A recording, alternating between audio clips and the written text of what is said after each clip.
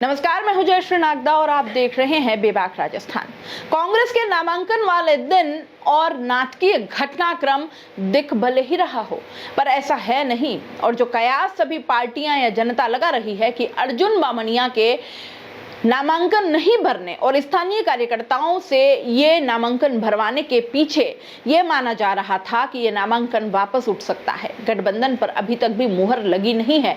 ऐसे में सारे कयास को धता बताते हुए इस बात को लेकर अब ताराचंद भगोरा ने अपनी यहाँ पर बात रखी है। उन्होंने साफ साफ कहा है कि इस तरह की बातें कांग्रेस अपना नामांकन बीएपी के समर्थन में उठा लेगी। ऐसी बातें सिर्फ बाप और भाजपा वाले ही फैला रहे हैं, बाकी ऐसा कुछ है नहीं। के बारे में कहना नहीं चाहूँगा, मगर बाप पार्टी में कई युवा कब से लाइन में लगे हुए थे, मगर राजकुमार जी ने पहले पार्टी बीटीपी को नष्ट किया, इसके बाद बाप बना के भी एमएलए बन गया और एमएलए बनने के बाद एमपी की सीट आई तो किसी को युवा को दी नहीं। युवा का भविष्य वहाँ अंधकार में, ये जातिवाद के नाम से कोई आगे बढ़ा नहीं है, न बढ़ेगा। और उसने यहाँ अशांति जो फैला रखी है बाप के नाम से, सामाजिक विद्वेषता फैला रखी है, इसको लोग समझ गए हैं। इसलिए अब बाप को नकार और आपके रिजल्ट चौंकाने वाले होंगे। भाजपा के लोग भी कांग्रेस को वोट देंगे और बाप के भी वोट देंगे और अरविंद जामोद भारी मतों से जीतेगा। ये नई घटना है राजस्थान के अंदर, ऐसे ही घटना होगी बांसवाड़ा के लिए। ये लोग हवा में सब उड़ रहे हैं। साथ ही साथ बीएपी और भाजपा पर तल्ख लहजे में ताराचंद भगोरा ने कहा कि कांग्रेस ने अपना उम्मीदवार उतार दिया है और पूरे जोश के साथ कांग्रेस अपना चुनाव लड़ेगी और उम्मीदवार अरविंद को विजयी करने के लिए जी जान लगा देंगे। साथ ही साथ बीएपी के लिए भगोरा ने कहा कि बीएपी और कुछ नहीं, बस जातिवाद फैला रही है। उनके पास विकास के कोई मुद्दे नहीं है। जातिवाद के नाम पर युवाओं को बीएपी गुमराह कर रही है, साथ ही युवाओं के भविष्य के साथ खिलवाड़ कर रही है। हमारी डोटासरा जी से बात हुई कि हमारे बांसवाड़ा सीट के लिए उन्होंने सिंबल दिया, इसका हम आभार व्यक्त करते हैं।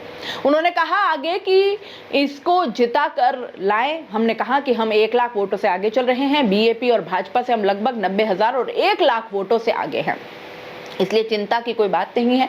और युवा जनों को टिकट दिया तो सब एकजुट होकर लड़ रहे हैं। अगर बागड़ में राहुल गांधी और खड़गे साहब जो ऑल इंडिया प्रेसिडेंट हैं, उन्होंने जो 25 डिमांड रखी है, 5 सूत्री मांगे रखी हैं, इसमें महिलाओं को 1 लाख, बेरोजगार को बीएड करते ही 1 साल की ट्रेनिंग, किसानों को एमएसपी पर गारंटी और नरेगा में 400 रुपए न्यूनतम मजदूरी जैसी बातें हैं। ऑल इंडिया में इंडिया गठबंधन की सरकार बनते ही इस तरह की सारी जो शर्तें 25 रखी हैं, सारी बातें रखी हैं, उनको लागू करेंगी। राहुल गांधी और खड़गे जी ने आज तक जो घोषणाएं की हैं वो ऐतिहासिक हैं और बेमिसाल है। हिंदुस्तान की जनता जो इन गारंटियों को लेकर आश्वस्त है कि इस बार राहुल गांधी को आजमाया जाए और इंडिया गठबंधन को वोट दिया जाए, तो आज भाजपा 400 पार की बात करती है।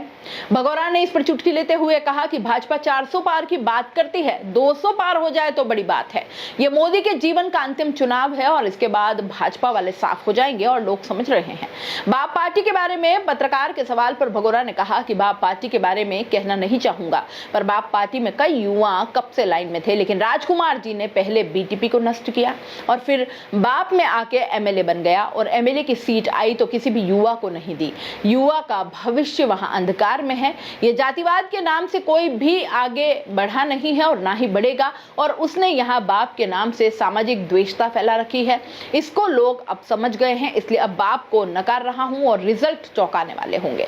भाजपा के लोग भी कांग्रेस को वोट देंगे और बाप के भी कांग्रेस को ही वोट देंगे। अरविंद डामोर भारी मतों से जीतेगा।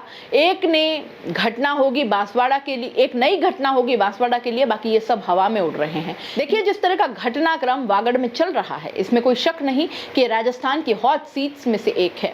अभी भी गठबंधन की चर्चा पीछे छूटी नहीं है। हाँ, अगर 8 तारीख तक भी नामांकन नहीं उठता है तो ये पक्का माना जाएगा कि कांग्रेस अपनी फुल फॉर्म में वागड़ में चुनाव लड़ रही है। हालांकि ताराचंद भगोरा ने बहुत स्पष्ट बात कही है, लेकिन कांग्रेस के कद्दावर नेता अर्जुन सिंह बामनिया का गायब हो जाना और उनके बेटे विकास बामनिया का बीएपी के राजकुमार की नामांकन सभा में आना अलग ही कहानी बयां कर रहे हैं।